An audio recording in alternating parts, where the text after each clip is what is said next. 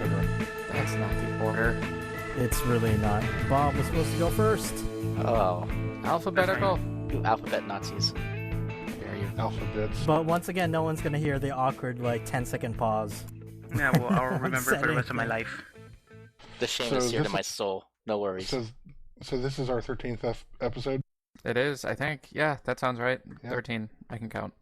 Hopefully no one's triskaidekaphobic word I learned Someone pimped from... our podcast for us. Which Yep. was very kind of them. Do we know who it is, though? Because kind of hard Yeah, to know. it was at Van Deventer Dan on Twitter. Yes, We didn't got a forum name to attach to that. He's a mystery for now. We will read any tweet you send us on the podcast. No matter how dirty. I don't know if we can... No. No, but he had some very kind words, and we greatly appreciate it. Yes, thank you so much. Neato. We will read some tweets maybe that you send us. So send us tweets. Yeah, we do have a Twitter account. I don't know who's updating that. Me. I was gonna so start. now we know. I was gonna start pretending I was Dakazu and updating it. No. I think it'll be Let's not pretty do good. that. No. Okay, so anyway. Anyway, We could be playing Draw Something. that is so much fun. That's dominated our afternoon and morning and last night and yesterday afternoon and yesterday morning. I had to draw Batman. I wish I story. could have seen your Batman. Because I saw your jetpack, and that was not that good. It was so good. Bob, It's do you a play it? jet. Oh, I just installed it. I'll start playing it. I caved to peer pressure. But Alright, my I don't have jump an rope iPhone or a was pad or so. I'm stuck. my jump rope was really good, Dakazu. Yes, that was easy to understand. Let's just explain real quick. This Draw Something is a free app. There's also a paid version that you can get on iOS or the Android. Yeah, the free version just has ads, and I think you start with less coins and bombs, as far as I can tell. But it's Something like that. basically Pictionary. What are the coins and bombs? What's the mechanic there? You use the bombs to... You're given 3 words to pick, and you pick which word, and each one has a coin value. So the logic is the higher the coin value, the harder the word is to draw. And if you don't like any of those words, you can use bombs to get new words, or you can use bombs to eliminate some of the letters when trying to guess the word of the person who's sending you the drawing. Yep. Robot. And how about the coins? And it's really hard to draw some of the things without things like green and stuff. Yeah, but once you start getting words, you start getting coins, and then you can use the coins to buy more colors. Is that the only thing you drop your coins on? Pretty I much. think so, yeah. You I can mean, buy there's no- bombs too. I don't think there's any microtransactions. Well, I think you can flat out buy coins and or bombs. Well, I would not do that. That would be no fun. And you're given the option to skip, but if you skip, then you end the streak or something like that. Oh, that's how you win the streak. Because Mrs. Totoro and I are up to 140. Yeah, but don't you cheat Well, I did once as a joke. when you had to send her Lady The joke's Gaga? on- Wrote Lady Gaga. Well, that's the thing, right? It's easy to cheat. You could just write the word if you want. You just have to kind of police yourself. Right. Because Kenzo from the forums was playing around with Mrs. Totoro, and at some point she she actually wrote a word that it wasn't the word that was to be guessed. It was just something that was tangentially related to the drawing. But for example, I was playing, or I'm in the middle of playing a game with Nam and Jaden from the forums, and she drew a box office that said, and on it said tonight only, and had a person holding a ticket, and the word was to be guessed was ticket. So but just as a joke, I decided, okay, I'll pick the 3-coin one, Lady Gaga. Okay, fine, just write it out. And Mrs. Totoro posted that on the forums saying, no, wait a second, this is cheating. You just wanted 3 coins. I just wanted the 3 coins. Cheater. Yep. Yeah, well, it's a fun app, and it's a fun game, and we're playing on the Mumble server. And there's a thread in the Geekbox forums. So we post our account names. You can join us, start games with us. Check it out. You're given the option to link to your Facebook account, but you do not have to do that if you don't want to. Mm-hmm. Because I know some people might not want to share that information with other people. Or some people don't have Facebook accounts. Exactly. Facebook is kind of stupid. It's okay. Let's move on. But yeah, let's talk about our main topic, which is survival horror games. Like, draw something. It's only survival horror when you start drawing cock and balls on everything, Like you do. like I do. Well, you have Yeah. to manage your bombs and stuff, so maybe it has item resource management. Well, that's how every drawing should really start when you think about it. Bomb management? No, penises. Oh. Yeah, let's go back to the topic. Yeah, So- survival horror. Anyone play Resident Evil Galarians? 6. Oh, No. wait. You gotta wait for those random, no Okay. one remembers that except for me. And you've never played it. Yeah, I only know it by name. Okay, well, let's talk about it then. It's a PS1 survival horror game. It was your basic Resident Evil clone, except in it you play this kid who wakes up, and people were experimenting on him. So he has these psychic powers, and as you take damage, this meter builds up, and when it fills all the way up, you can trigger this thing, and then you walk, and anybody that is near you, their head explodes, and you're just walking around holding your head. It's kind of cool. And it's like low rent Akira. Yeah, Or I scanners. guess. Yeah, and it was your basic Resident Evil clone, from what I remember. It's been, I don't know, 15 years or something since I played it. When you say But did it Resident have Evil voice clone, acting? Well, it was on PS1, so it had tank controls, fixed camera angles, pre-rendered backgrounds, from what I remember. CG cutscenes, anime Yeah. cutscenes, I think it was CG cutscenes. voice acting, Yep. hope this increases blood. Well, I don't think it's quite as good as that, but yeah. Okay. have you guys all played the original Resident Evil? Yeah, I never beat I it, have but not. I've seen the whole game. I played it for about an hour, and the tank controls and the limited saves really turned me off. Well, I mean, the saves, it becomes a point where you have so many ink ribbons, you can save as much as you want. Yeah, unless you're super scared and you constantly run back and save, which I don't think anybody will play like that. The ink ribbon should never be a problem. I don't think so. And, Yeah. people say games today are too short. Resident Evil, you can finish in about 90 minutes.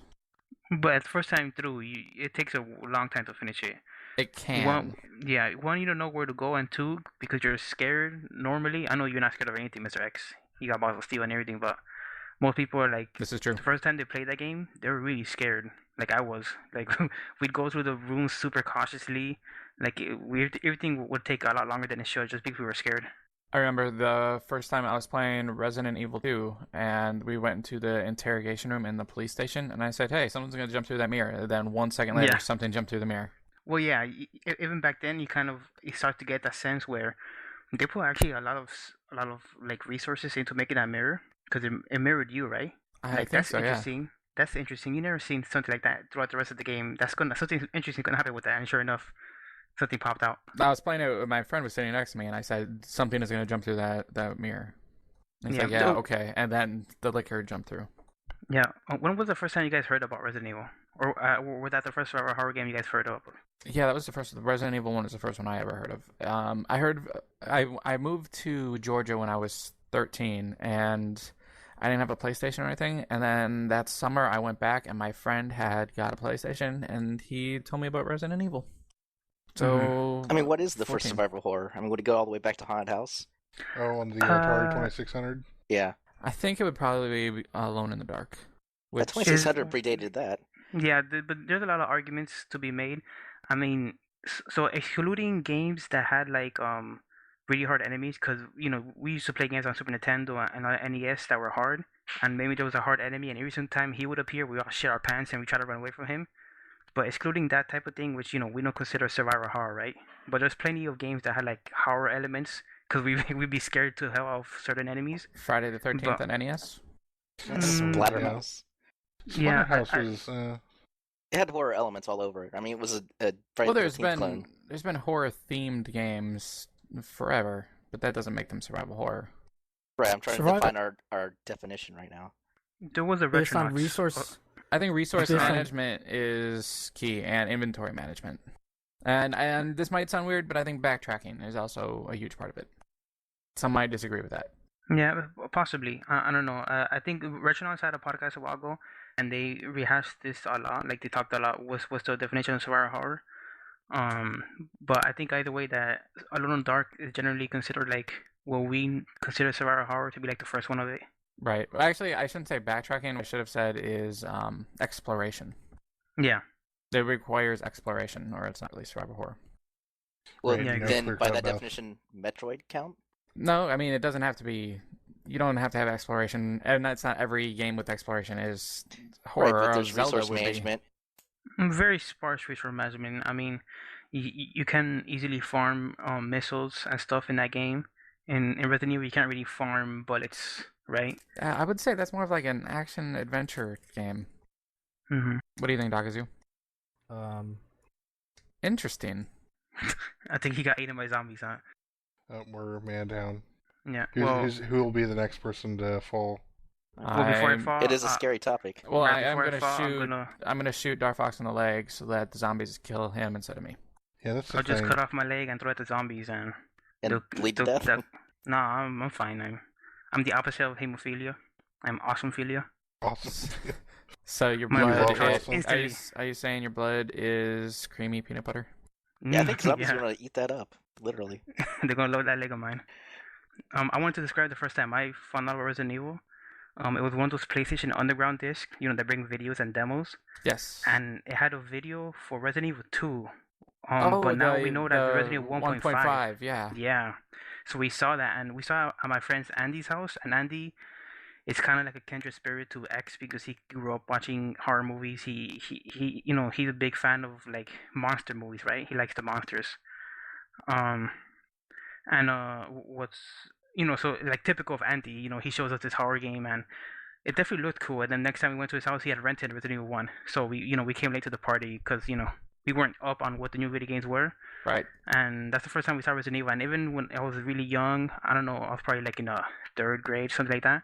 I could still tell, like, super cheesy the voice acting. We were laughing out loud. Like, that voice the acting, beginning I scene. think, is the best voice acting ever, except for like Portal. Yeah, but like the live action scene in the beginning when they're running, and then once they get to the mansion, it has like these character profiles where it shows like this butt rock comes on and it shows like Wesker, Chris, Rebecca, and that part was like amazing. We were laughing our ass off. Oh right, when it would show the characters. Yeah, and they like They pose for the camera. Yeah. Yeah, and Wesker puts on like this super douchebag face, like he puts on That the was glasses. when thinking back, that was so ridiculous. It's kind of genius. I wish they would wonder bring if they're- the live action cutscenes back. I don't know. I think Resident Evil sort of is people care about the story now. It's not just like like a funny thing. People actually care about the mythology. But how great would it be if in Resident Evil 6 you could unlock the bad voice acting and live action cutscene versions of everything in the game?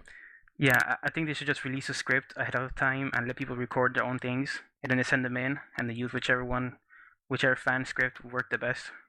Yeah. Of course, that would spoil the whole game, but who cares? We have awesome voice acting. Or they could do that for Resident Evil 6, the director's cut.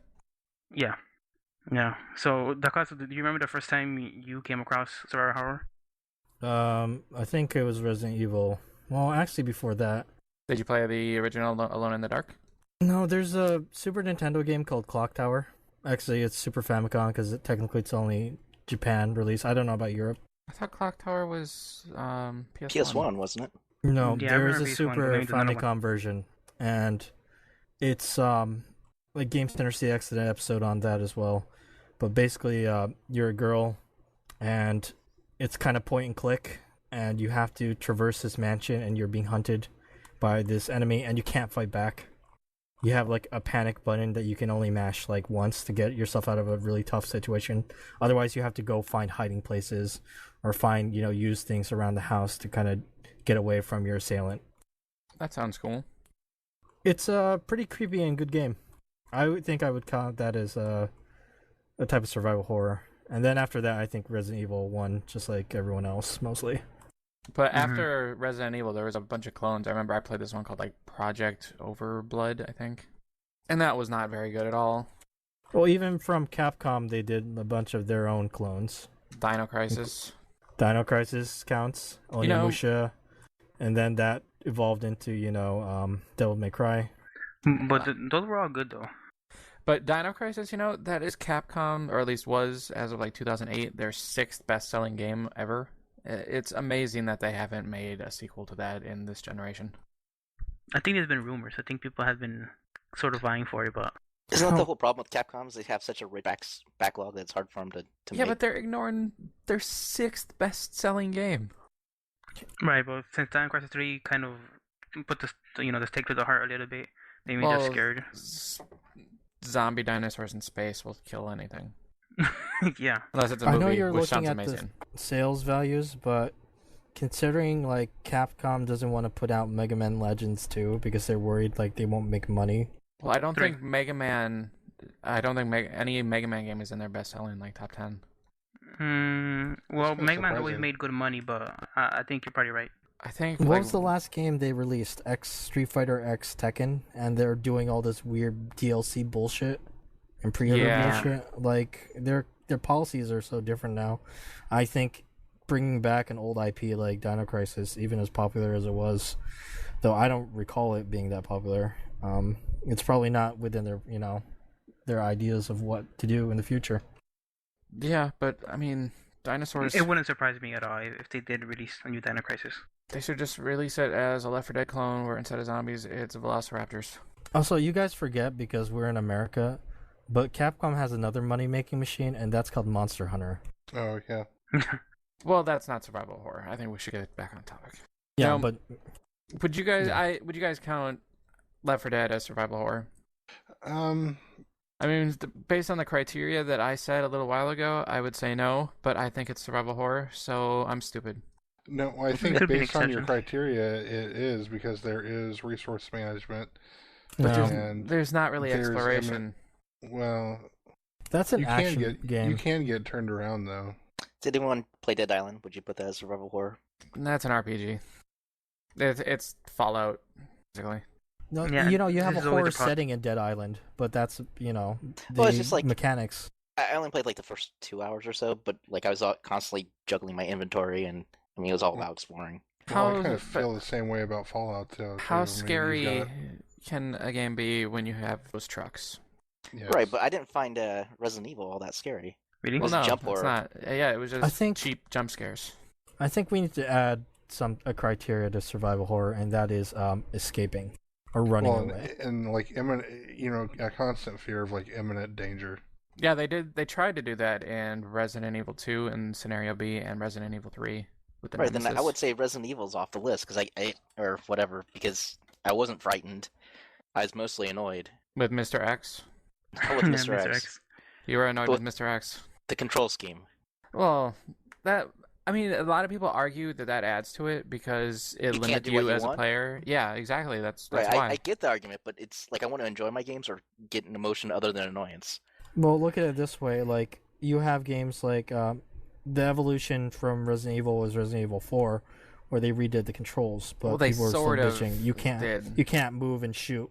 So Well, you also aimed they with came the out same with stick. Dead Space to counteract that, and but I wouldn't consider Dead Space a survival horror game. Dead Oh, Space Dead Space 1. was awesome. I would say Dead Space 1 It's awesome, definitely but is. it's not survival horror. I would say Dead Space 2 is more of an action game. Dead Space but 1 frightened me. Like I didn't like that one. I mean, I didn't like how I felt because it made me anxious. You had the but it- atmosphere and the tension, and it was just really good. Yes, I agree with Bob. But 2, I would say, is more of an action game. So is that a criteria for like survival horror then, like being scared? No, Because that's subjective. I would say no. I mean, but it has everything that we were saying: exploration, inventory management, like everything. But you would never shy from a fight in in Dead Space. Well, you kind of would. You sort of wanted yeah. to plan it though. Like you didn't want to just run into a room. You wanted to sort of know where your exit was. And there was that one enemy in it that just kept regenerating, so you had to run from it. Well, by your definition, then Dark Souls and Demon Souls would also be survival horror. They're not even horror themed.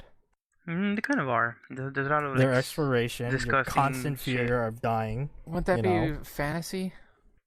I don't know. Is there like, I've seen a lot dragons? of levels in Demon Souls. But let's And- interject some common sense. Is anyone proposing that that's a survival horror game? No, Then let's not even discuss it. it's a fantasy game. If dragons, then fantasy. That's how that works. Or elves. Well, there's an aspect that's taken from survival horror in Demon Souls, which is the constant fear of dying. Well, but And it's there's it's a exploration. constant fear of dying, but not because it's because they punish you. I have a constant fear of dying whenever I play the original Super Mario Brothers. It's like, shit, don't let me jump in this pit. Oh, you jumped in the pit. Oh no, a flower bit me. I don't agree with Bob saying that Resident Evil doesn't count as survival horror. No, I'm. Well, no, I don't think that's what he's saying. That wasn't what I was saying. I think he was saying he doesn't like it. This is the problem with genre descriptions because it's really easy to start splitting hairs and stuff like that. When we were talking about horror or the fear and anxiety being part of the criteria of it, that's when I started objecting to Resident Evil. Well, I mean, by that, I mean Resident Evil 5 definitely isn't survival horror then, because how scared can you be if you have a co-op partner with you? Well, but it could be a share. I mean, how many, like just horror movies, have, two people who are sharing an experience of, getting the shit scared out of them or, whatever. Yeah, but inevitably they get separated. Yeah. Yeah, that doesn't really happen in Resident Evil 5. I would say the scariest part of Resident Evil 5 are the co-op QTEs. Yeah, maybe. It's the only maybe part Resident Evil 5 went off the tracks, right? Like as far as survival horror goes. Well, yeah, starting with Resident Evil 4. Well, no, 4 still had a ton of exploration and everything. I think 5 became a lot more linear. So to me, there's always been like three things, and this is just in my mind, right? I don't mean to propose this as domain criteria for survival horror, but there's been three things in horror games: peekaboo scares, creepiness, and sort of a desperation. And I think all survival horror games have that in different like variations. Resident Evil has mostly peekaboo scares. Silent Hill has mostly creepiness. And then I think Resident Evil 4 was the first game I ever played that had mostly desperation, because even though it wasn't scary like the other games, but you were always I tense. would get freaked out with like when the chainsaw guy would come out and he was one hit kill, right? And sometimes you get flanked and it's messed up. I would say 4 is the best survival horror game ever made. Will we throw a BioShock as a survival horror? I mean, assuming you played it without the Vita chambers being so awesome. I would say even with the Vita chambers. I would say yes, but for me personally, I never felt like scared because I always felt really powerful in that game. Well, yeah, but I mean, but being scared isn't really part of it. See, I'm with Darfox. I think like aspect of survival horror is you need to feel helplessness, and that can either come from lack of equipment management, or some powerful foe that you just can't deal with, like in Resident Evil 3 and Nemesis. Some people argue. Yeah, or like controls that fight you, so you're not able to move as smoothly as you can. I don't buy that 100%, but I think it's an argument that could be made. The tank controls do sort of help make you scared, because you're wrestling with it a little bit. I mean, but in Resident Evil 5, you have the option to switch the controls to standard, like Gears of War style controls. You just can't aim and shoot. Yeah. But other than that, it's exactly the same as Gears of War. And I think that's good. In nowadays, they should modernize the controls and try to find other ways to scare you, more creative ways. If you're empowered enough, I don't think it's going to move away from being survival horror, which is why I say I wouldn't necessarily count Dead Space, because you're pretty powerful in that. Yeah, but so are some of the enemies. I would say Dead Space is a survival horror game. I think it's one of the better ones that's been out there. I would say it's the best one this generation. Oh, you haven't played Amnesia: The Dark Descent. Oh, Jesus Christ. That's Amnesia. True. That one will make you shit yourself. Speaking of games where you're not empowered. That game is all about not being empowered, too. Yeah, I'm sorry, go ahead. Oh, there is no fighting, you only run. Right. Does that mean there's no inventory management? No, there's a little bit of inventory management because you have matches. Yeah. Well, the thing about that game is, for me, I bought that game like a year ago when it was on sale on Steam. I installed it. It's still installed on my computer. But I've only played it for a half hour because it leaves me feeling so unsettled. And just, everything from the sound design to just the setting, controls. The control, yeah. Well, it controls well, as far as I can. No, as far as like, I felt. When the settings start shifting, what I'm talking about, when your perspective shifts, it feels like your control slips a little bit. Is it first person? Yes. So let me paint a picture for you. I watched our movie box pick of the week, which is the right type of. Don't go into spoilers yet. Right, which gets to me.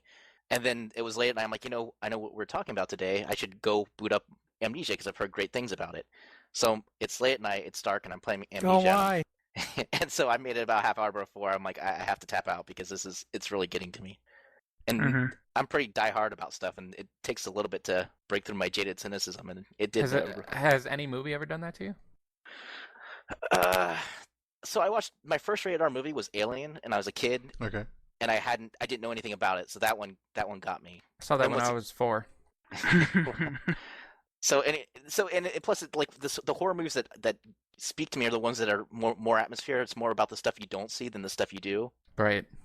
So any movie that's a lot about like that, and now because Alien was the first rated R movie I saw, things along those like where you're in a deserted space station with strobing flashing lights in an industrial Event setting. Horizon. Yeah. Well, Event Horizon was Doesn't that show you everything? Well, Yeah, it kinda. kind of does. But that one freaked me out. But anyway, go on, Bob. Sorry. Well, like Pandorum was one that X recommended, and I have to be in the right frame of mind because it starts out in that abandoned space setting that just sort of freaks me out just in the beginning. Right. Did you end up watching that?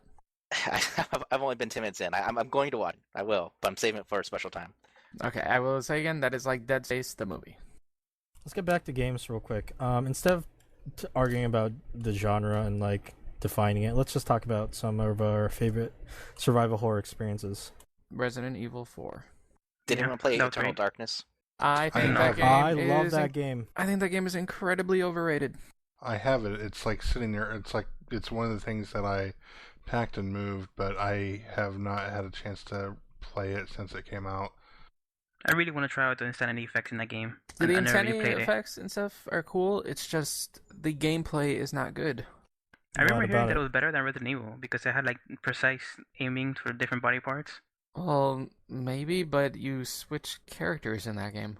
Right. Well, I Yeah, like that's cool. the character switching, and I like the insanity effects. I thought it was pretty original for its time. I just didn't like the gameplay. I thought the gameplay was bad. It just You wasn't know, fun to play. My wife really loved that game, but she could never finish it because my wife doesn't have like the best reflexes.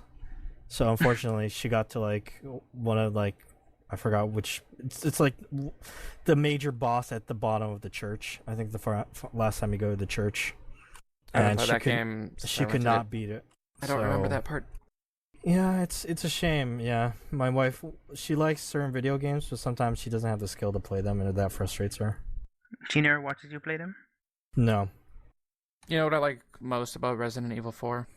Mm-hmm. It throws a lot of different elements at you, like the minecart sequence and things like that. And every other video game would have been like, okay, here's a sequence, and now you're gonna have to do it repeatedly throughout the game as Yeah, you something to never break see up it the again. pace. But they only show you all that stuff once, and you never see it again.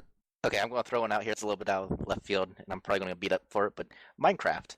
I'm gonna punch you in the face. I knew you would, but like when you first get in there, you don't know what you're doing, and then like the darkness comes, and you got to deal with like zombies and creepers, and it's all about managing your resources. And I'm just talking about the first, not I after you have get never played established, Minecraft. but Me when neither. we have that race of trying to get to survive the first night, and it's a little tense. I enjoyed it. Did Yeah, anyone play Minecraft? Is it just me? No, I Yeah, haven't. I have not. I don't know. We're on a gaming podcast, and I'm the only one that's played. No, I've played it, Bob, but like I built like an awesome castle, and that was awesome. Well, what type of server did you play on, Did you- or mode? Yeah, did you play survival? Yeah, but at the time we were playing survival, it was still busted, and it was technically still an alpha. So Oh. like in multiplayer, the monsters couldn't hurt us, so we were just building. Well, I'm talking about the solo experience. Like, because multiplayer, I feel like that isn't scary at all, right? Because you have someone else to share that experience with. Yeah, but I mean that aspect is kind of scary, but that game is more about building and then like digging. And I guess Right, the I'm just exploration. talking about the initial part. Like, when you first dig down, like, I hit a cavern and fell into it, and then I heard the noise, right? And I'm like, oh Right. no. And it evoked a horror survival feeling in me. Yeah, Yeah, I that's totally get perfectly fine. that. So, are there any upcoming survival horrors you guys are looking forward to? I'm looking forward to you playing Amnesia. I will get around to it someday. I don't own it. Next time it's on sale for $5, I'll pick it up. Yeah, I need to play more than a half hour of that game. It's funny, I looked on my friends list, which has a lot of the forum members, and there's only like one person that's passed like 10 hours. Oh, really? It's that long? Well, I think you can. I don't think it's that long. I think it's. But Maybe most 5 people were hours or under an something. hour. Most of them had about that half-hour mark where it seems like they got far enough to get the experience and like, okay, I'm good. I'll see how long I can last, considering nothing scares me, really. Well, see, for me, the thing about Amnesia was, I was going through kind of, and the story, the narrative is kind of interesting. I really want to get more of that, but I never encountered any enemy. Yeah, well, I mean, part of it is like even when you start Amnesia, it says the goal of this game isn't to beat it; it's to enjoy the experience. Yeah. So if I went in with the I'm not going to be scared and this is just a game, it would have been fine. But I let You it were in. letting it, you were letting it kind of you were letting it do what it was wanting to do to you. Right.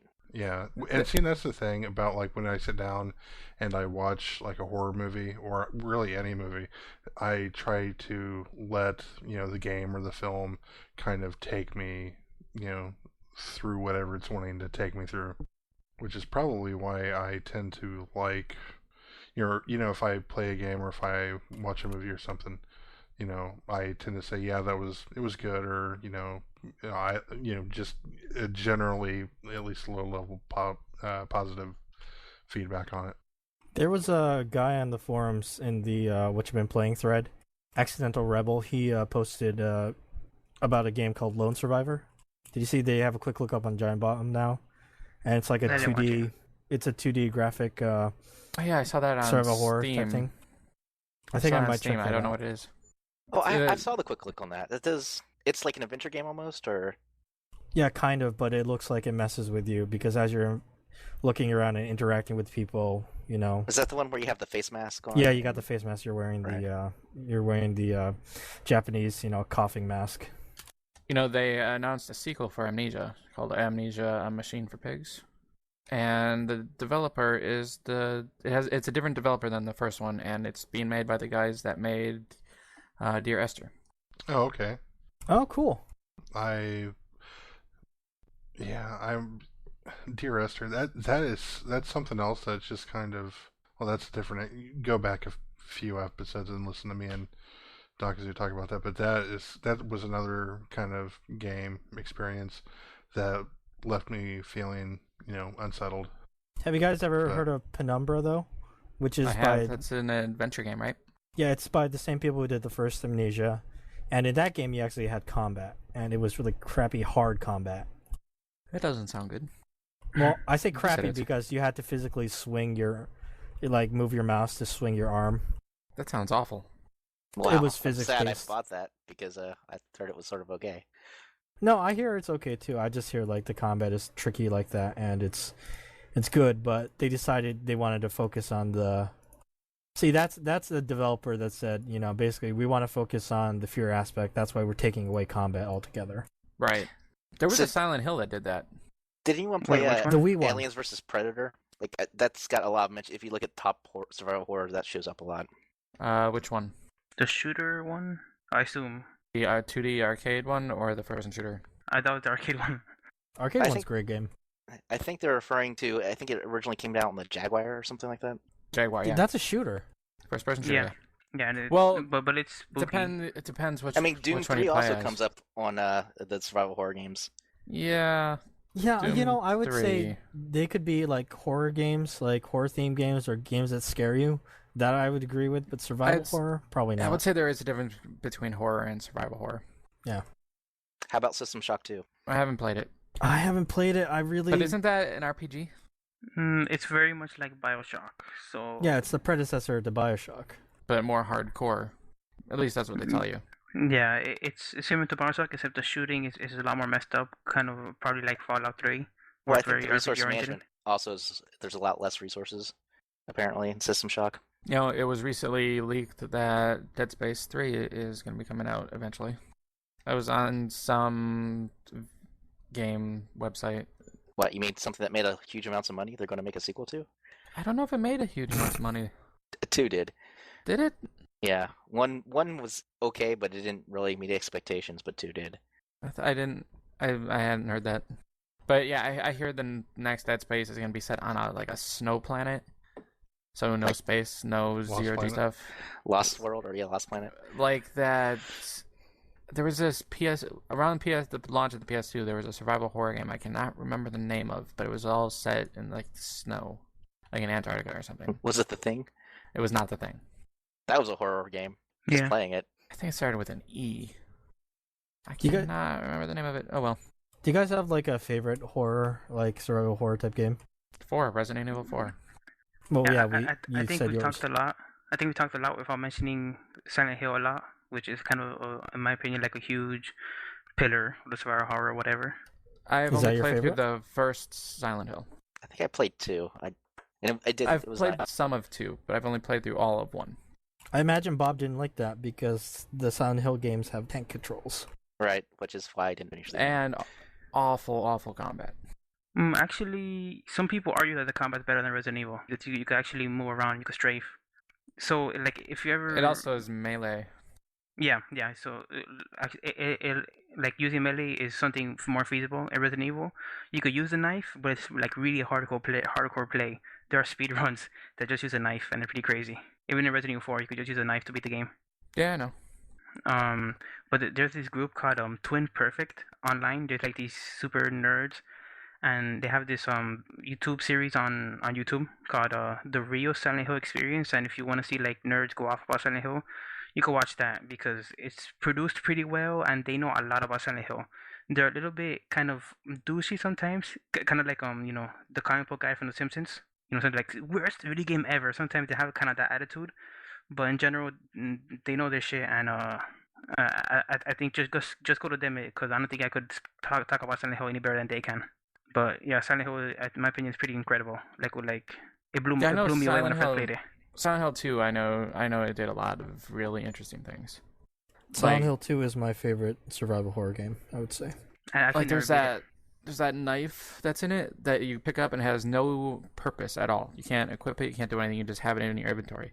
But if you look at it in your inventory a certain number of times, you'll use it to kill yourself. Yeah, and there's other stuff like that. Like there's a picture of your dead wife that if you look at in the menu you examine, it also negates you from having like one of the best endings because of some philosophical idea that he can't get over or something like that. It does things like that. Actually, that's one thing they argued in the video series. One of the newest Silent Hills that came out was Silent Hill Homecoming. No, was it Homecoming? Shattered Memories, the one for the Wii. Shattered Memories is Yeah. another Wii one. Yeah, the one for the Wii. And they start talking about because that game supposedly was like a psych profile on you. It tells you that it's going to be paying attention to everything you're doing, and then change the game depending on that. And what they argue that Shattered Memory is actually like a gimmick, because Silent Hill 2 actually did that before it, and it didn't even tell you. In Shattered Memory, they're like advertising it like a big deal, and really it's kind of transparent and kind of stupid how they read your psych. That's why Silent Hill 2 is like my favorite horror, survival horror experience because it just did all those things. Like it had those little tiny gimmicky things like X mentioned, like the knife, but it was also like all the themes and the enemies were, involved the psyche of the character and the story and the interesting stuff, and even the gameplay, like with the mist, like the fog that from the first game that they perfected. And then you have the radio that makes the static noise when enemies That radio are is approaching. so creepy. Yeah, it's super creepy. It's just really effective, and everything is well done. Like, it still has tank controls. Those aren't, like, good if you don't like them, like Bob. And you can say whatever you want about the combat, but that isn't the focus. The focus is, like, how genuinely creepy and how everything ties together. And that's what's so impressive, and that's why people consider it probably, like, the best survival horror game in a lot of ways. Yeah, a lot of people consider that to be like the best art game, even. Yeah, and even from a technical aspect, the graphics were really good, especially at the time. They still look pretty good now, but some of it looks dated. But I remember at the time the game starts gameplay wise with James, the main character, like in a bathroom, and the transition. Yeah, looking in a mirror. Yeah, and the transition they did from like CG to like in game at the time, like at the time my friend didn't realize it. He just stayed there with the control, and we told him move, and he said, "Oh no way!" And then he moved, and oh wow, he's playing now. So it was really impressive in almost all aspects, except for the controls. I have that game on the original Xbox, and I have never played through it. That one has like an extra chapter where you play as, I forget if her name Maria or Mary, but the doppelganger of your dead wife. Where you get to see some of her side story, what she was doing when she wasn't with James. I think that's even backwards compatible with the 360, so I could play that. Maybe. I mean, I wouldn't force yourself to do it unless you are really interested. That's the bummer. I really wanted to look forward to the Silent Hill HD collection, but it looks like it's shit. Like they really didn't messed they it up. change the voice actors? That's a big story. I don't think we'll get into it, but basically, the actor for James, he wanted like more money, and like it made no sense for like the way, contracts usually work for voice in video games. He just didn't know because he wasn't a professional actor. But the real fucked up shit about it was apparently like they messed with the fog settings, and now you could see too much of the environment. You could see like the edge of the world, parts of the geometry that wasn't finished. In the original game, that was still Yeah. there, but it was covered by the fog. And it's crazy to me to think that they'd actually mess with the fog setting and not compensate with changing the environment or camera angles. They just did it and they didn't even think of the consequences. It's kind of ridiculous. Silent Hill has fixed camera angles like Resident Evil, like the original No, Resident Evil, no, right? you can move it. No, the first Silent Hill was all polygonal environments and you can move it around. Oh, There awesome. were parts of the original Silent Hill where it was fixed camera, like Yeah. in the alleyway at the very beginning. Yeah, that but was in Yeah, awesome. that's what I general, was That thinking camera of. angle is one of the coolest camera angles in all video games, in my opinion. It freaked me out the first time I saw it. the first one is also very good. It's just the second one hits like a pure home run with everything that the first one worked on. But Dark Fox, do you have a favorite survival horror experience? My favorite survival horror. So, I actually never played through Silent Hill 2 completely. Um, the only Silent Hill games that I played through completely, well, actually, I played through Silent Hill 1, but I remember Silent Hill 3 and Silent Hill 4, The Room, very vividly. So, I kind of enjoy those more just because I feel like I played them myself. Because with Silent Hill 2, I watched my friend play it. So, I almost feel like I didn't have my own experience. But Silent Hill 3, I think it's really good, but it's not as scary as Part 2. Part 2 is way scarier. Okay, Bob, do you have like a favorite survival horror type experience? The first time in Eternal Darkness when it did one of the fourth wall effects, like I thought my game glitched, was freaking out. Like What? when it changes to VCR1 or stuff like that. Like Yeah. those are great. Yeah, I told you the memory card was corrupt or something like that. Yeah, Wasn't something that along those just lines. kind of like a ripoff of Metal Gear Solid, though? I didn't play Metal Gear Solid, so it was new to me. It freaked me Yeah, out. Dark Fox knows what I'm talking about. yeah. Like, Hideo Kojima being a troll. Yep. Did you guys see the Silent Hill movie? Yes, I did. I did. What did you think of that compared to the games? Not good. I think that it deserves some props for being like the first video game movie that tried to be good. Like they try to be like kind of artistic with it, but it's boring. I thought it was kind of faithful to the games. Yeah, It like had the same spirit, I would say, except for Pyramid Head. It had Pyramid Head and it shouldn't have. yeah, I think, but all that stuff is kind of irrelevant because just watching the movie is kind of boring. Like you know, They're making a sequel. yeah. Hopefully that's just a funner movie. I don't even care if it's faithful to Silent Hill or not. They should just focus on making an entertaining movie. You know what I mean? The biggest problem with that movie was Sean Bean. Like He was totally needed. His subplot was really should not needed to be there. Supposedly, the studio told him to put in a male character because everybody was female. And he said, okay. Which is stupid because originally the main character in Silent Hill was a male, but he decided to turn into a female. So, Wait, wasn't that the only movie that he has ever been in where he survived? Or did he not survive? no, he survived. The ending's really stupid and kind of retarded. Yeah, I would say the ending was what killed that movie for me. Yeah, again, watch the real Silent Hill experience is like these Silent Hill nerds, and they pick apart the movie and tell you why it's actually isn't that faithful to the video game series. It's from an armchair perspective, it seems faithful, but it's not really that faithful. Totoro, do you have like a favorite survival horror experience? I know it's not really your genre. Yeah, it's not but you know, I keep going back to Amnesia. It's just, even though it was a very, very short thing, it's kind of left an impression on me. So Maybe you can't remember anything else? and I can't think of anything else. You have to play it though, man. I mean, or at least sit down and try it. I will eventually. But I played, or I tried to play RE5 with a buddy of mine, co-op, sitting in the same room, but I just couldn't wrap my head around it at the time, because I had been previously played things like Left 4 Dead and things like that, and I couldn't grasp the concept, sitting down and playing it, that okay, I need to turn around and run away. Well, you didn't. In that, you just had to aim for the head. Right. Well, otherwise you would run out of ammo. Well, and it was so difficult to kind of sit there and well, the default controls are not good. You have to switch it to, I think it's like control scheme A or B or something like that, and then it turns it into Gears of War. and I didn't mess with the control scheme at all. Yeah, So. and also if you learn how to stun the enemies, it's infinitely more easy because you can melee them if you stun them by shooting them in the head or in the leg, and then you can do stuff like that. And you can unlock the most powerful weapon in the game, infinite ammo. Yeah, but like in the demo, yeah, it Okay, seems Totoro, I'll dense. play with you. I'll play with you. No, I'll play with you. Okay. No, I'll play with them. We'll all play with you. La, la, la, la. I have it. I think on PC. I have it on PS3. I have an Xbox. we all got different systems. Choose your side, Totoro. I rented it, so but I don't know. We'll talk about that offline. Okay, let's take a quick break, and then when we come back, we're gonna talk about my movie box pick, session 9. We'll be right back.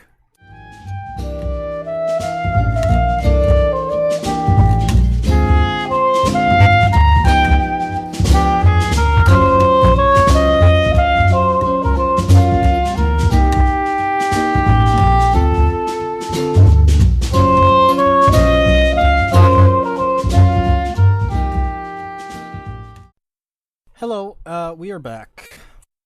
We are. Sorry, I don't know why. So I happy paused to be there. back. Wait, we're gonna talk- We're back? We are back.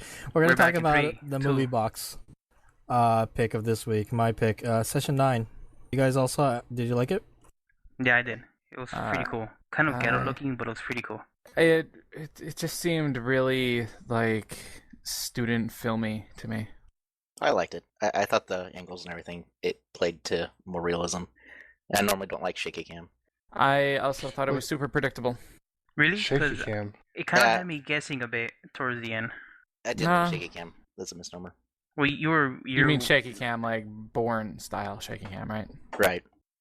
But yeah, That's I thought it what- was predictable. I guessed the outcome like 30 minutes into the movie. I It's guess 'cause- everything. Literally everything. you were raised on these movies, so whatever. Whatever, man. I'm not talking to you about this movie, man. My What did my opinion doesn't matter. What did No, Totoro man. think?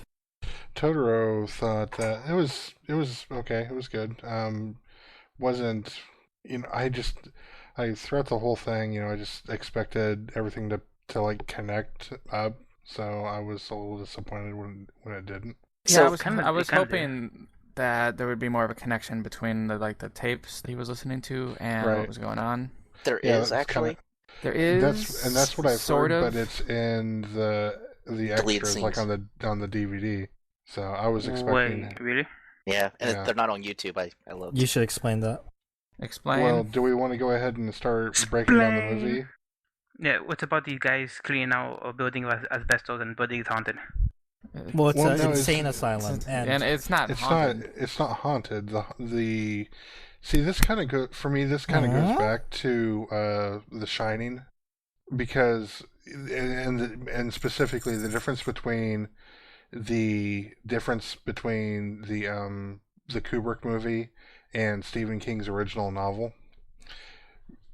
Because in King's original novel, spoilers for The Shining, the evil is in the hotel and it just acts and it kind of manifests itself on Jack, whereas in the original Kubrick movie, Stephen King felt that the evil was within Jack, and it kind of came out when he was put in this place a lot more.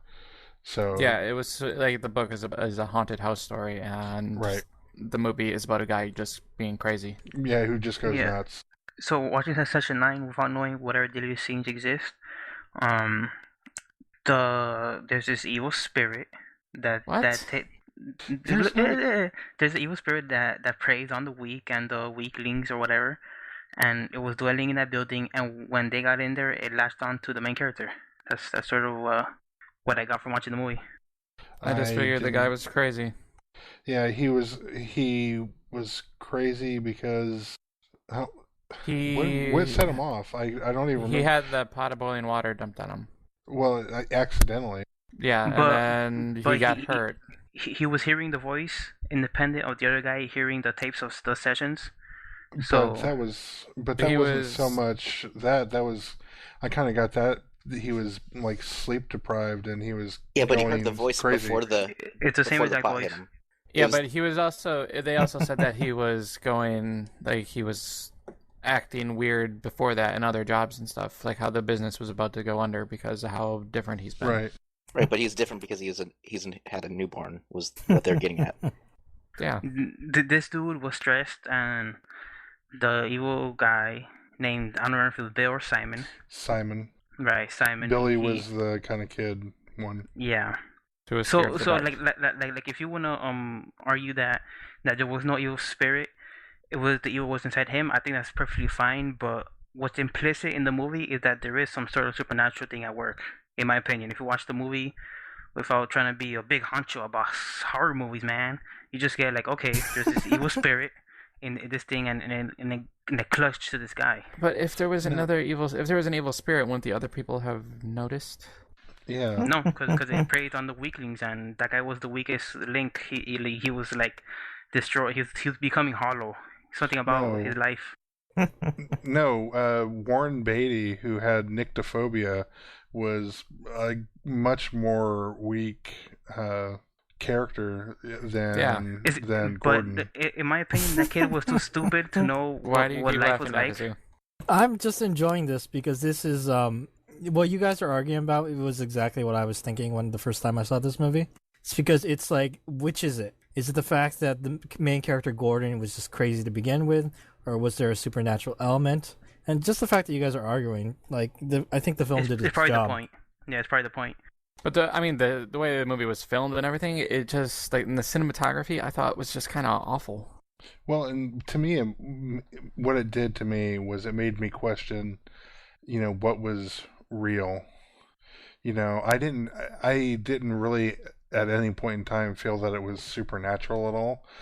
I was expecting, something to come up where Gordon was somehow connected to the killing of Peter and Mary, like he was, a third child of that couple or whatever, and just somehow more connected than that. So what was a deleted scene or scenes? Was No, it I about the tell you? homeless?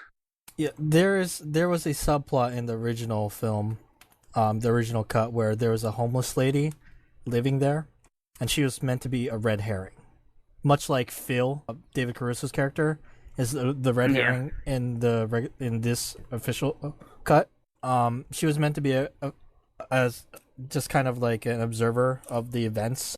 At the end, like, you would see that she witnessed Gordon killing everybody. And at the end, the very last scene where Gordon is like talking to his broken phone to his already dead wife and Right. apologizing, this woman comes up and kills him because she's terrified. Right, and Uh-huh. I read at IMDb that they took that out because the audience was confused. They thought that she was Mary, the girl from the Right. tapes. So they took her out because it was kind of unnecessary.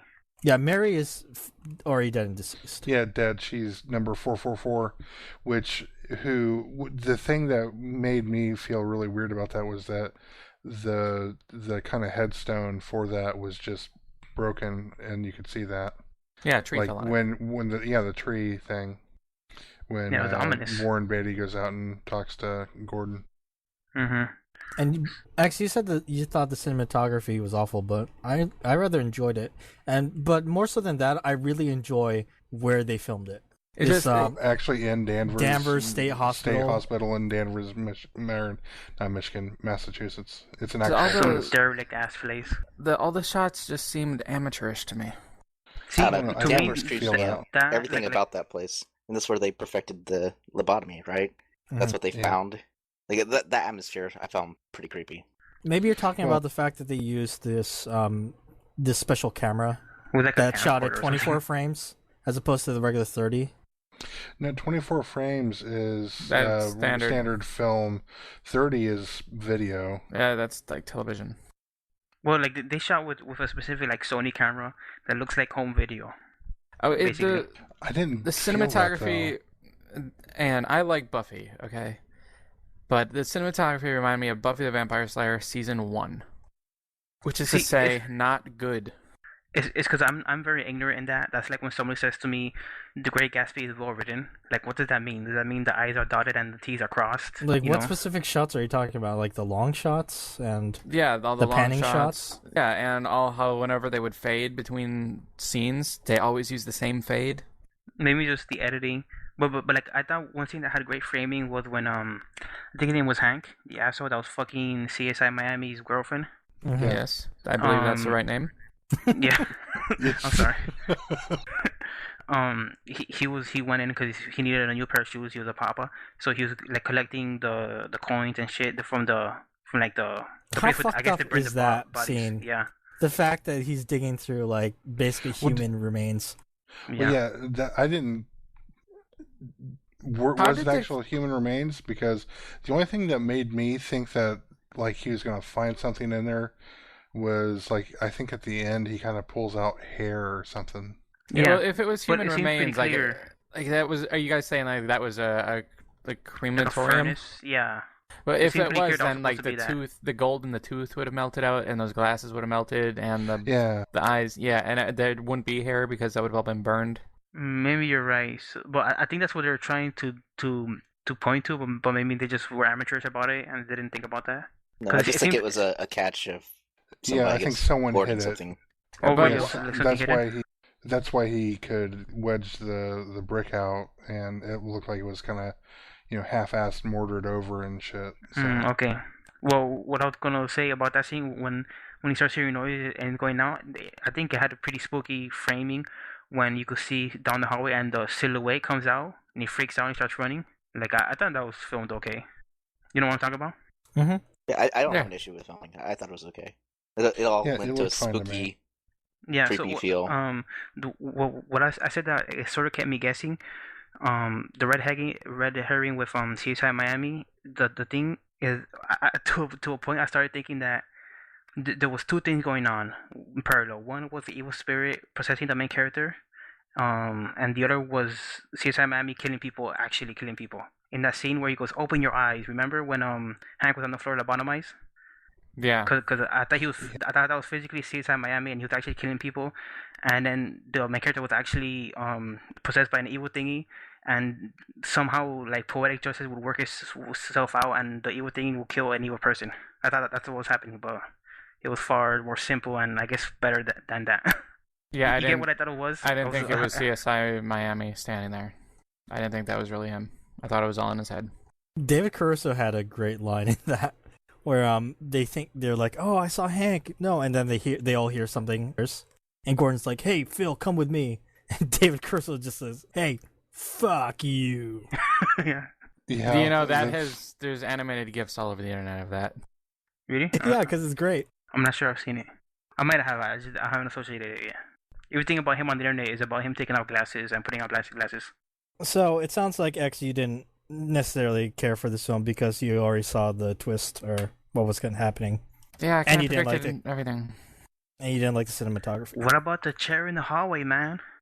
I was expecting something more to be like to come of that, but to me there was nothing really there.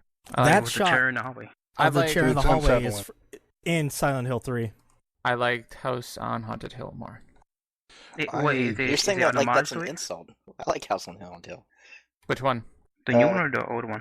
The remade one in the 90s. The return to House on Haunted Hill. Okay, The that's- remake of the sequel. The one that is choose your own adventure style on Blu-ray. So you like that one more? There's Yes. one that has Jean Grey. That's one I've seen. Erica Jansen. So Franco that's a Jackson. remake of a It 70s also version. has Ali Larter Really? and Chris Kattan. Yeah, from SNL. Yeah, One of his That's best so weird. movies. His best movie. Wow, you're dissing Night on Roxbury? Yes, I'm also just seeing his Western zombie movie. Corky Romano. Yes, that was the Western zombie movie. The zombie movie with cowboys. Yes, that's the one. Is there a dog in that movie or something? And Corky Romano? Yeah, he shoots a It wall was and Chris explodes, and he goes like, "Sorry about that." I don't know. I'm sorry. It's I'm alright. Sorry I about extended- I'm sorry I extended this conversation about Corky Mano. No, I just Whatever. want to say about session 9. My wife is terrified of this movie, which pleases me to no end. She hates this movie so much. It freaks her the fuck out. It's pretty spooky. Wow. I think it's okay. It I don't know, I combines the wouldn't two get things that. that she hates, which is ghosts and the fear of dementia and going crazy. Now I can get Mhm. behind that, but to me, Yeah, like that one, I yeah. said, there is nothing about this movie that makes me feel like there's anything, supernatural at work. I am with Totoro. I see. I want to reiterate that, like, I think you guys could be perfectly right. I think that's you're not wrong. Basically, what I'm saying, but I'm also saying that I'm I'm never not wrong wrong. either. I am saying you're never It's wrong like about anything. I think it's all about a genius loci or something associated with the place. Because he heard Mhm. that voice that he heard in the tapes exactly like before the you tapes were could take it being. either way, but I Yeah. think the movie definitely plants the seed in you thinking that it is something supernatural because it'd be kind of a weird trick for the audience to hear the voice before you associate it to the actual fiction of the universe, which was the third personality of Mary. Plus, he heard the voice right before he went home and did his dirty deed. Yeah, basically what happens plot wise is that they go to the location at the beginning of the movie, Gordon and Phil, and they get the job, and that's where Gordon hears that voice the first time, which is the voice of Simon. And then so basically what happened is he goes home and he gets the pot of boiling water spilled on him and he flips out and he kills his wife and kid and And the dog. dog. And then so he after that I assume throughout the rest of the entire movie, Gordon has been living and sleeping at the insane asylum, and he is the one who put up the pictures in that room at the very Yeah. end. Yeah, Right, but he did it in a well, disassociated state. Like, he wasn't aware that he was doing it. Exactly. yeah, he's essentially sleepwalking, and I think what he's actually doing is when he leaves to go home, because at a certain point like one night he pulls up and uh was it Phil, the David Caruso character, is already there. So what I think he's doing is he's going home and like just parking in the street and like staring at the house all night or whatever. Well, So he you, was you obviously guys, you guys think that Simon then took him over, right? That's what you guys are saying. Or influenced him. Yeah, yes. at the very Simon least, But- says he tells like when he's talking about Mary, the patient in the sessions, he says that well, I suggested it to her and she listens. They always listen. But that would imply that he had multiple personalities, and it was never shown that he had multiple personalities. No, but Right. Well, the other you thing. could I'm argue sorry. that Mary. I'm sorry that Mary had multiple personalities, and coincidentally had this evil demon inside her. I would think that you could argue he had multiple personalities because he wasn't aware of what he was doing a lot, like talking to a broken phone to a dead wife. Yeah, he was Right. crazy. Well, and then the other thing though is at the very end, because when on the tapes, they ask, Princess and Billy, where do they live within outside of Mary, and when the psychiatrist finally asks Simon this, he says in the weak and the wounded. Yeah, So I feel like Mary was wounded, and that it's not so much that this particular entity, like it's a singular entity. I think it's something that's probably inside everyone to a degree, and it just manifests itself. Yeah, that's what I took from it. and that it was in in different everyone. ways. Yeah, and so he was weak because he's had all this stress because of the new child. The business is not doing very well, so when you are in such a state, it takes less and less to kind of set you off to do something that's completely batshit fucking insane, and it just happened to be that for him, you know, accidentally having the boiling water, dropped on his leg, just did it. right. Again, I think you can be right, and I think you probably are right. But like that can simply be just the takeaway the audience is supposed to have, like the moral of the story. Not really supposed to. It doesn't necessarily have to be the canonical solution to the plot. It's like Sure. I guess since we've argued about it so much, it almost doesn't matter. Yeah, You dig? I just want to say that, like, actually, you were talking about how you hated the cinematography, but going back and watching this movie since it came out, the thing I noticed that wasn't very good was some of the dialogue and the way the plot evolves, like the monologues that the different characters have to explain like the backstory. I thought was not necessarily the best way of doing it, especially Hank's monologue about the exit plan. Yeah. That was not very good. And by the way, this script was written by Mike, the lawyer guy. Yeah. I was reading about that, and that was kind of interesting to me. But, and Hank was in Poseidon. Yes, Joshua Lucas. He's been in a bunch of stuff. He was in like Sweet Home Alabama, and he was on the TV show The Firm that just got canceled a month ago or whatever. He was also in Poseidon. Mm-hmm. Yeah, I heard he was in Poseidon. Poseidon. Russell was in that. And It sounds like you was liked in it. Braveheart. So I don't know. It's not that I disliked it, or it's not that I thought it was. It's from the director Right, of The Machinist. See, now you want The Machinist. I fucking love. I think The And Machinist is tried to do the same thing as this movie, but did it better. It just and I think that probably a big part of that was Christian Bale for me. Well, Yeah. in The Machinist, but- there was clearly no supernatural possible influence. Wait! I haven't seen this, and from what you guys are saying, it sounds like I should see this. It you was a should past definitely movie see it. box pick. It's I it was see it either. Spanish. It's was made by Spanish filmmakers. Okay, well, Well, I'm it's interested in in English. seeing this. I've always seen it at the video store, and I was kind of interested, but now I'm definitely interested in seeing this. So Christian Yeah, Bale it's is good super stuff. skinny in it. Yeah, An apple a day. Yeah, and he went. Just remember that when he made that movie, the next movie he did was Batman Begins, Which is Yeah, I heard the really story. crazy. because of how much muscle he put on and how much weight he put on for that role. Yeah, like He's he gonna- went supposedly to like the audition or to meet up with the directors and producers, still in the weak state, and he couldn't even do one push-up. And they said, "Come back to us, please." So, and one kind of going back to what X was talking about with like the cinematography. The only thing that I really felt about it was it didn't feel. I guess I don't see it as like cheap. I see it as like indie.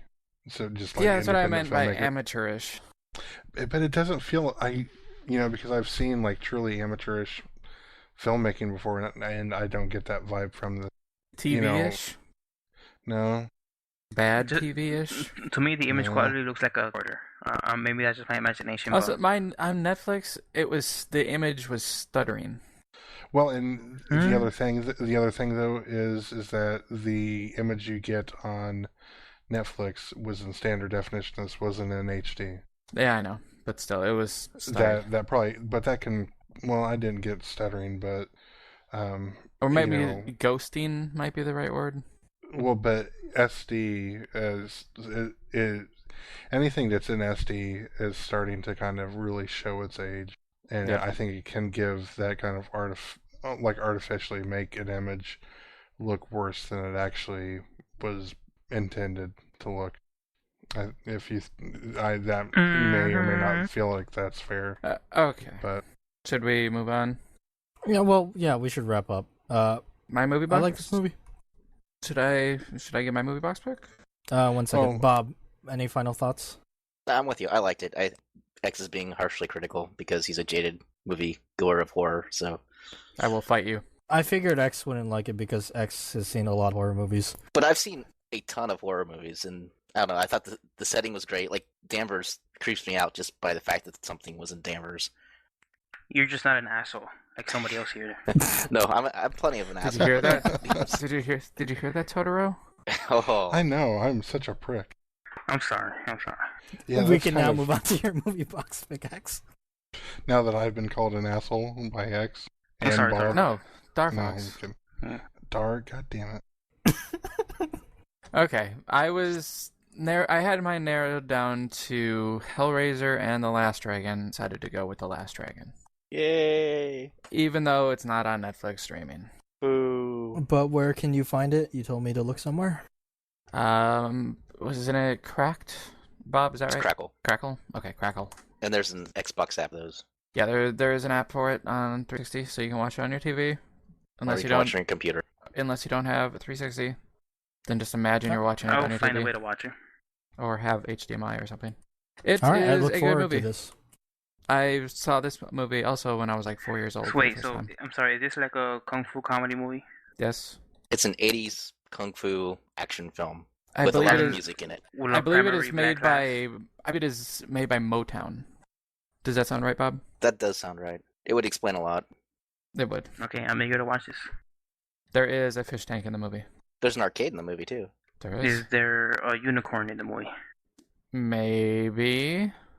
You know, there is a unicorn in the movie that we're going to talk about after our outro, which is we're going to have Cabin in the I Woods think you spoilers. need to take that part out. Yeah. Maybe. There's this giant spoiler that I'm gonna give you right now. Oh, by the way, there's gonna be spoilers. Because it's kind of a weird spoiler, you know. It's not like it's Darth Vader is Luke Skywalker's father, you know. Are you just Well, gonna That spoil is a everything, minor Darth Vader? spoiler. Well, let Dakazu take us out. Yeah. Bye. You're the one who told me about that before, like I went to go see it. Because Yeah. I knew you wouldn't believe me. Right, Well, and- then people will have to see. They either go see the movie or listen to the discussion after the outro. But let's do the outro. I want to thank BobLoblaw and Darfox8 and Special Guest Tumble for joining us this week. Make sure you donate to the Mumble server that we record this podcast on and also talk and draw something on. So listen to the other Geekbox podcasts, including the Geekbox, the Comic Conspiracy, Good Job Brain, and the Comedy Button. And follow us on our Twitter. Totoro, what's our Twitter account? At alltalk podcast. Yeah, give us some tweets. We'll read some. Yeah. Make him And- I'll try to tweet more also. And if you I'll want to be tweet on the through podcast, send a PM to either me, Dakazu, or Mr. X or Totoro on the Geekbox forums at forums.geekbox.net. Or just get on the Mumble server and start talking to us and say you want to be on the podcast. That can also work. Yeah, we're friendly. Stay tuned for after the music, and we will be talking Cabin in the Woods. I love you.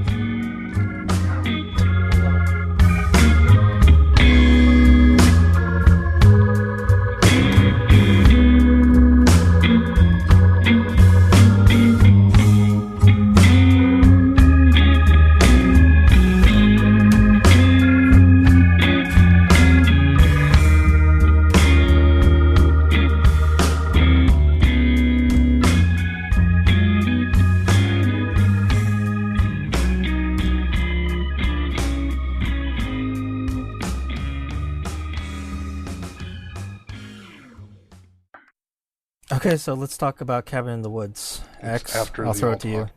Full-blown spoilers. Unicorn, It's the greatest thing ever. pretty much.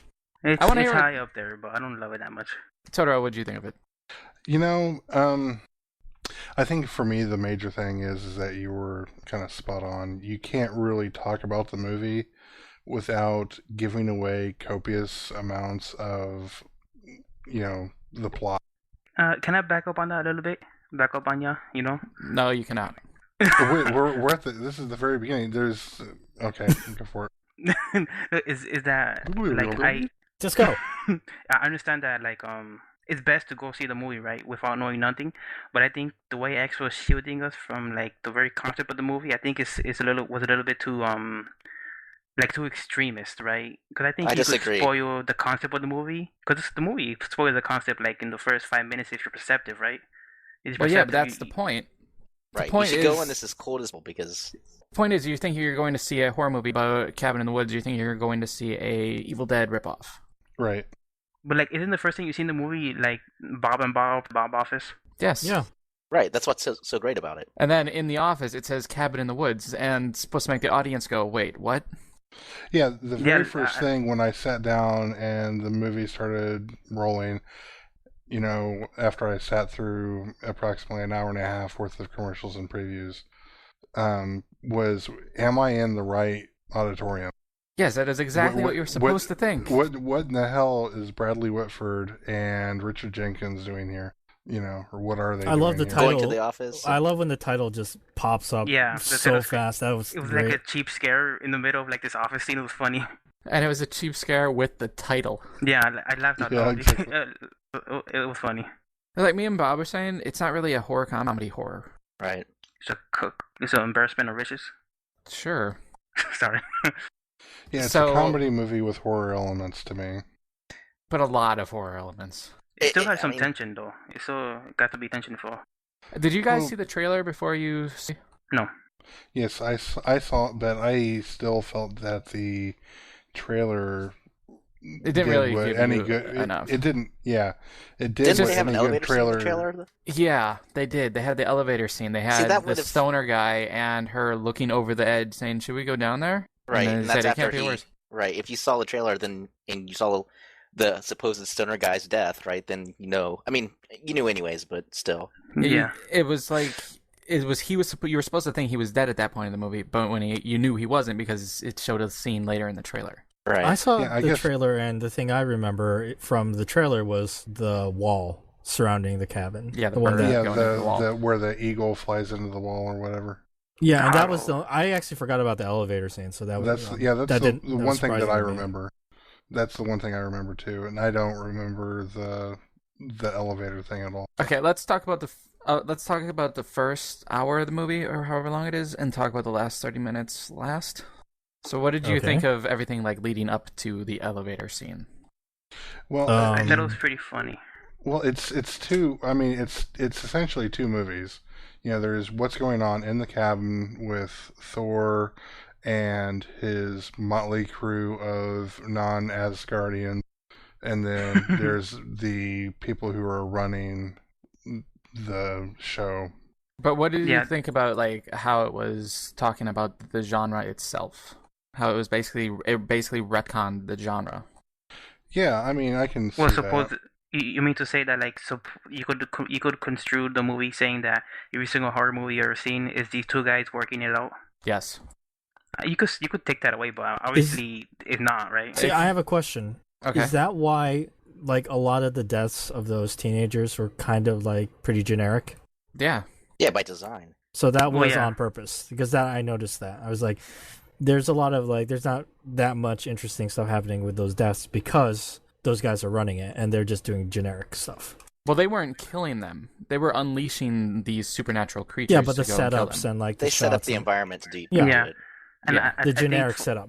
one of the funny things in the movie is the basement or the cellar just filled of idiot Artifacts. death traps that you could That really you say it would on see yourself. in like a million horror movies, and it's like they Yeah. took them all and put them in the and just, basement. all of them are in that one basement. I think that's really funny. I think they did a good job I with don't that know. idea. My favorite was the betting board.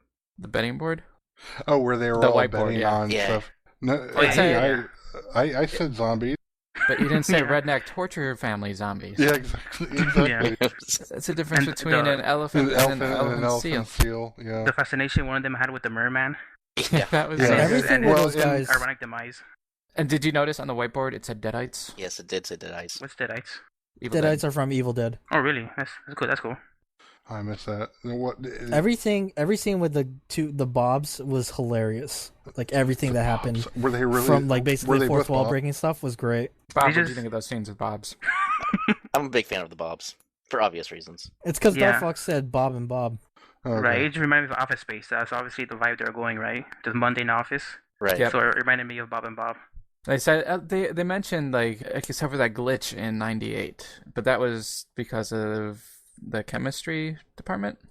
See, I remember that, and I was going to bring that up, but I thought it was in the 80s, like it was like in 87 or something. They It's said 98. '98.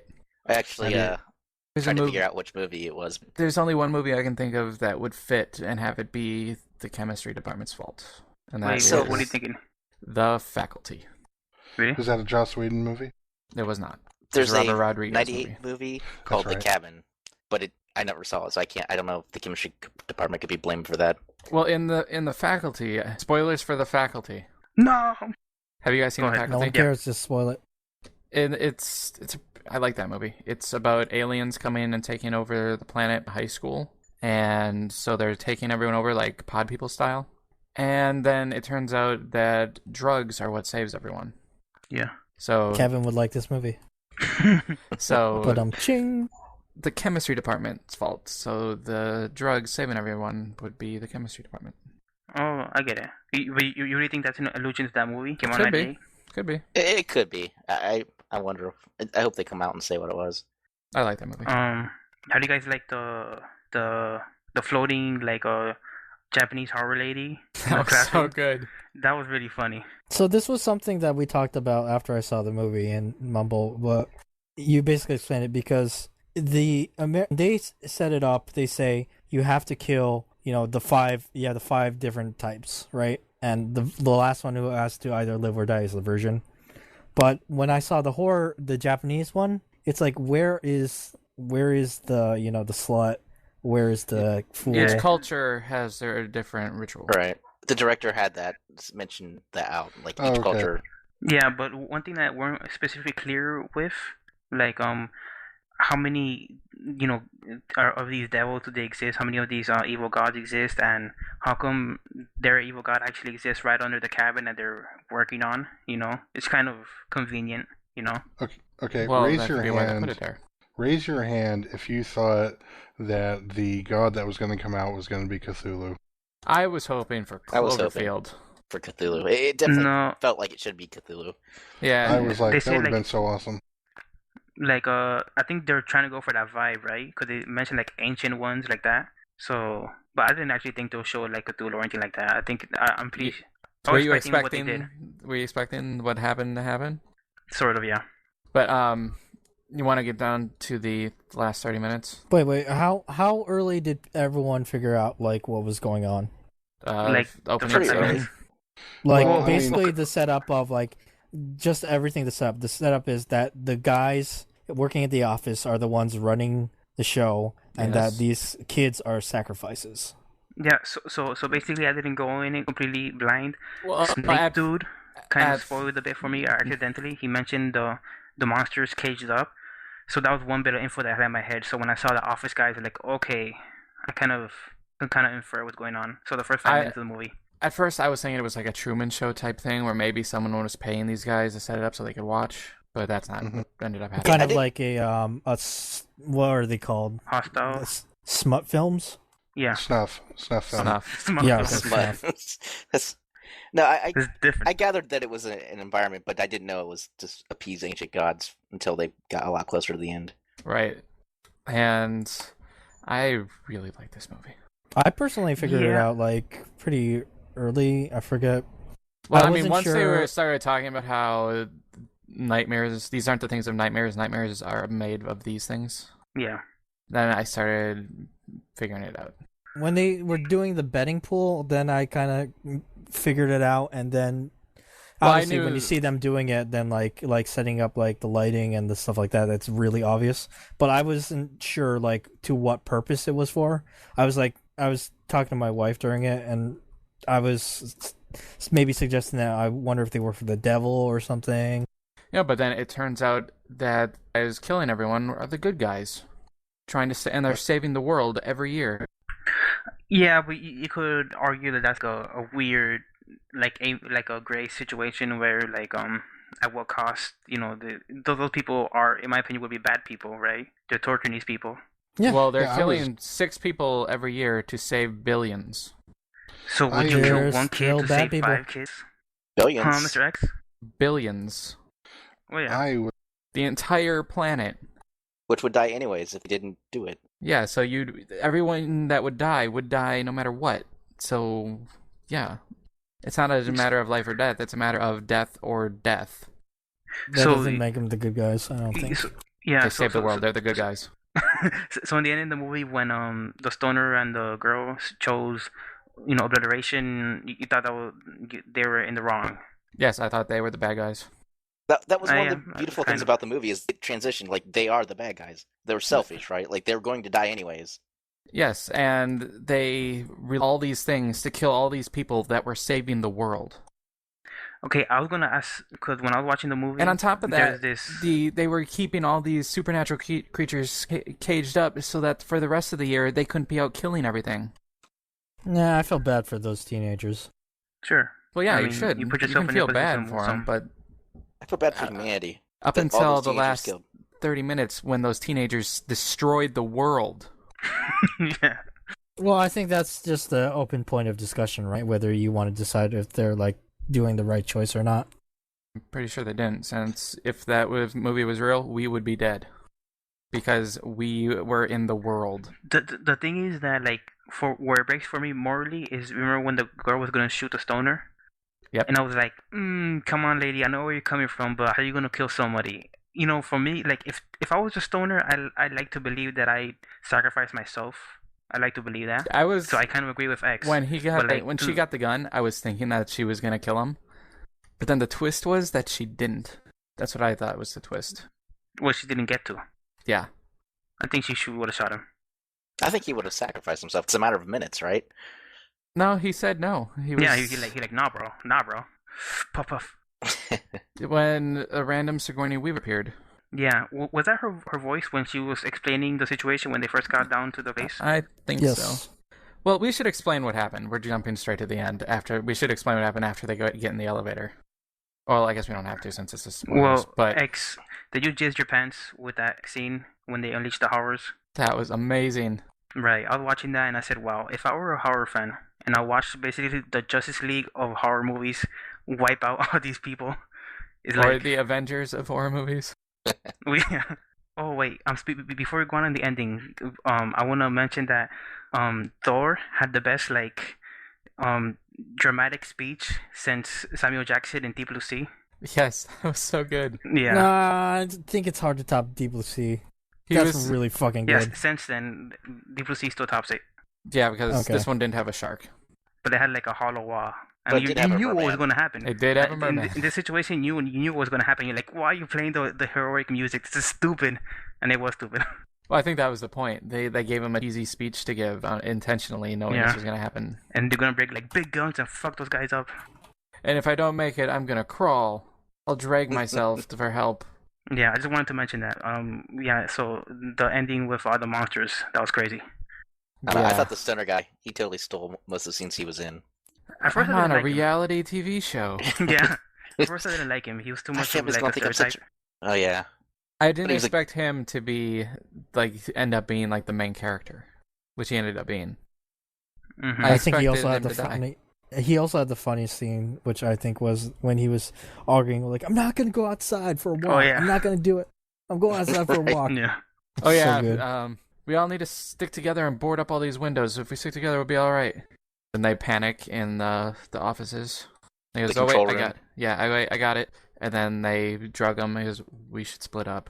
And then everyone's Yeah, like, like, "We should split up." what But did- then Stoner guy's like, "Wait, what? What are you guys talking about?" What gas did they pour in? Like idiot zombie movie gas? Yeah, it's why everyone in the zombie movies, or not just horror movies, acts so stupid. Because they're a bunch of college Idiot kids who gas? should be smart because they're in college with like scholarships and stuff. Yeah, Going that's to a good cabin point. and then they It's act like, so stupid Like, when did he become such a jock? Like, isn't he like a sociology major? with a full academic scholarship. Yeah, it explained why all the characters in all horror movies act the way they do. Well, it's a funny meta explanation, right? Yes, It's not it like every is. single movie's like that. It could be taken that way. Yeah, I think it's fun to take it that way, right? It's just not showing the control room in every horror movie. Yeah, well, the reaction shot of Bob and Bob in the control room was always like a surefire laugh.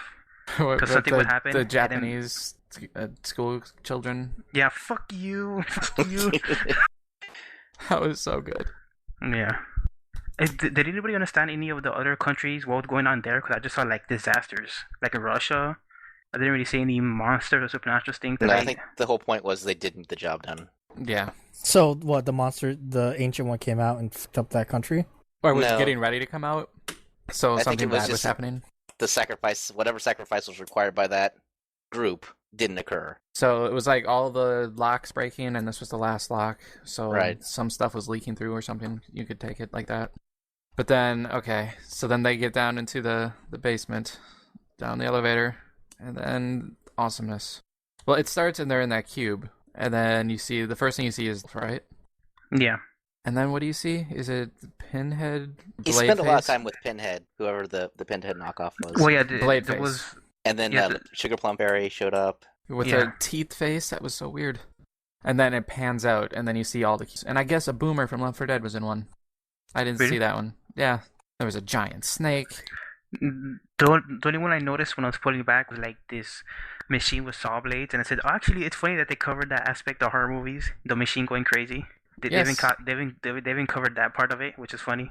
when I saw the cubes, I was like, oh, cool. When they kill these two, they'll be able to do sequels with all these different monsters. And It's then like the chopping mall. they release all the monsters down there. Every They single go for one. broke. They Right, like do. that would be a good idea, right? Yes. Like, oh, they're trying to kill us. Let's release all these monsters, which will also be trying to kill us. Right, but like the maybe the ironic thing, or maybe it's purposeful, but even after they're not in the controlled horror movie cabin, they still have sort of horror movie mentality. They still do stupid things, like all the SWAT team waited around for the elevators to come down. You know, you think they realize immediately what's going on and they fucking run, but they like stayed around to get the reaction shot going, oh shit, or whatever he said. Right, did you guys notice the Evil Dead rape tree? Yeah, I know it's the tree, and I didn't. Yeah, I guess that it was supposed to be an homage to that. Definitely. And the robots were awesome, and the scarecrows. Yeah, Scarecrow Man. Of course, nothing tops the merman. Nothing. Oh, and um, the unicorn was on. By the way, The unicorn was awesome. Yeah, that one was really random to me because what horror movie have you seen with unicorns? I don't know. I don't know. But the merman, Yeah. nothing will ever top the merman. When it Yeah. kills you, blood shoots out of the blowhole. Yeah, it's funny that they call back to that because they mentioned that cleanup was a bitch. So now you know Yeah. why. And the guy that kept wanting to see the merman ends up getting killed by the merman. What did he say there? Fuck me or something like that. I think he said, "You got to be kidding me." Yeah. I was gonna mention something else. So one thing that actually spooked me out was the ghost that stole the guy's soul. You know, in the gore scene. Like, Right. whoa, ghosts are fucking scary, man. They sort of got to me. Totoro, you've been quiet. He's been crying in the corner because he's scared. Scared, Totoro? No, I'm just kind of reflecting on the movie. The movie was so good. I mean, Even I like it a lot, It was it was. Go ahead. it was good. I mean, I feel like it was, it wasn't the greatest thing ever, but it was not. It definitely wasn't bad. It was good. It was entertaining. It was a good hour and a half, hour and 45 minutes. Even So you Higgins liked it, and Higgins hates everything. So you are with me, and you agree that it's a good movie, but it's not the best movie ever. Yeah, pretty much. Would The you give thing it is- higher than a 7? I might go 8. Suck it, Dakazu. I also don't. I don't like horror movies. This Yeah, was but this was explained barely- like in the Thor. It's more of a comedy than a horror movie. Yeah. It still has horror aspects. I don't. That were funny. Horror movies scare me. What part I of this can't- I movie can't- scared you? A Exactly. lot of blood, guts, and gore freak me out. Just seeing blood scares you? Are you scared of blood? Are you one of those? Because I know there are people that are well, I'll tell legitimately you, scared of the sight of blood. Well, I can't watch Discovery Health because I'll pass out from open heart surgery or whatever. Just looking at that just So you're freaks like me out. Hurley from Lost? Remember when he saw blood when he was helping Jack, and then he passed out right on top of the dude's face? Wasn't that the first episode? Yes. I think I might have saw that. I saw the first 4 episodes. So I guess. I don't know. I wouldn't say Mhm. it's the greatest thing ever, but it is really good, and it was really refreshing for a genre. I like the fact that they wrote it in response to all the torture porn that was going out. yeah, Joss Whedon and Drew Goddard were sick of the hostels and the saws and everything. Yeah, I read that too, so I had wondered if the movie was gonna be very minimal with the gore. But that movie's not afraid of gore. Yeah, but horror has an affair with the gore. It wasn't about people being tortured. It was just copious Oh. amounts. Killing. Also, how come none of the monsters turned on each other? They all teamed up on the humans. It's kind of weird. They're monsters. I call bullshit. Like zombies. Bullshit. Why would zombies eat other zombies? I don't know. They could have Freddy vs. Jason. Well, Pinhead maybe versus zombies. maybe they were sick of the people that were keeping them in cages. Oh man, yeah, that's probably a good point. Or maybe they're predators and we're prey. Are you saying there was a predator in there? That would be awesome. Then Totoro would be on board. Yeah, I'm sure there was. A xenomorph. Did you guys notice the security cameras? Like when it was showing all the different feeds on the monitors? Yeah, are you talking about when the intern held up the sign? Yes. Did anybody I didn't catch what he it wrote? said. I'm guessing it was like help. So, But he wrote something and then he took it down and wrote something else and put it back up. So he said, Oh, the intern yeah. guy? That was really hard to read. Totoro, did you happen to make it out? I'll let you know when I get the Blu-ray. I did not. Did you know that they were thinking about turning this movie into they were Oh. converting it from 2000. It was filmed in 2009, and when Lionsgate bought it, they were talking about making it 3D, and Joss Whedon said no, and Drew Goddard said no. And they said, we're making a 3D, and then they had to fight him 18 years for the movie to come out. I'm so glad it wasn't 3D. There's no scenes that would have been cool in 3D. There would have been, like when the monsters escaped, like that one scene may have been okay, but the unicorn's horn would have come out of the screen. See, you're selling me on it already. And the blood from the blowhole. Like maybe when they go down the elevator, it's like, now put on your glasses. Yeah, maybe. But that's not what they would have done. They would have tried to make the whole thing 3D. What about at the end when the stoner guy was fighting Sigourney Weaver, and then the girl came from the zombie torture family? Were you thinking that she was going to end up killing him and then completing the ritual, or did you think that she was going to get Sigourney Weaver? I thought she might fall into the pit and like totally screw up everything. I thought what happened was going to happen. Also, remember the Bob that survived, that didn't get eaten by the Merman? He got stabbed accidentally by the girl, and then he says like kill him. I wasn't sure if he's talking about like the stoner, or was he actually trying to tell her to kill the monster that hadn't been born yet. No, I'm sure it was about the stoner on there. Definitely the stoner. Because the gun would not have done a thing to that giant hand. No, I was thinking that when they got down there, they were going to try to complete a ritual, but that would have been kind of cheap and dumb. Like, Higgins asked if there was a list of all the references in the thread for this movie, and so Liquid was wondering if the references were the reason why everyone was liking the movie, and I don't think that's the case at all. No, the references are why you think this movie is so amazing. No, not really. Really? You don't think like that's the way it references a lot of other movies, and the way that it comments on the genre? The genre itself. I mean, the movie stuff is everything after once they go down into the basement. Once they go down the elevator. Okay, so Liquid was specifically talking about just the references being the reason. Yes, and he has not seen the movie, obviously. But, I mean, like I said, it's like what it says, the genre and all that. And plus, it's amazing. I think it was really brilliant how the people you're rooting for all along, if you step back and think about it, are the bad guys. Yes, they destroy the world. Stoner guy ended the world. Else. Right, so if you're like, oh, because you're rooting for, you assume are the protagonists all throughout it. But then they had a chance to save the world. Said, yeah, the humanity doesn't deserve to be saved. Exactly. Thor died to save the world. Thor would have died to save the world. He would have been like, yo, I got this. I'm a psychology major. I know what to do.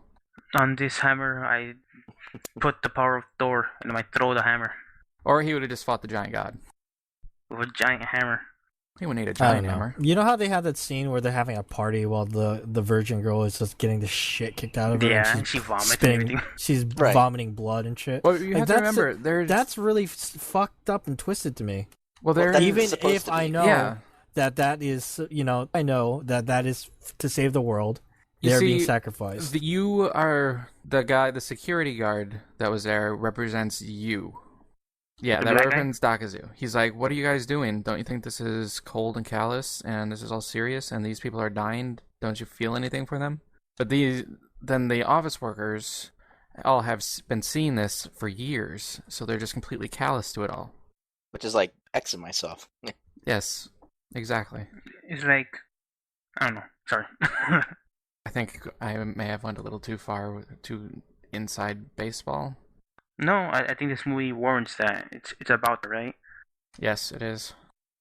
It's just awesome that a movie like this was made, and then it almost didn't get released, and then it was released. And it made it to the theater, unlike the poor bastardization of Trick or Treat. Yeah, at least this did come out in theaters like that. That was released on two screens or something? I don't think it ever really considered released. Trick or Treat is really good, though. I know. It's a shame it didn't make it to the big screen. And it had actors in it where you would think that it would have been. I would say it had bigger name actors than this, except for Thor. Well, Thor wasn't big when this was filmed. True, but when it was released. Right. In fact, he is probably the reason why it ended up coming out in theaters. Probably. You mean Joss Whedon didn't have enough pull himself? No. Poor guy. I laugh at that statement. After what? Serenity?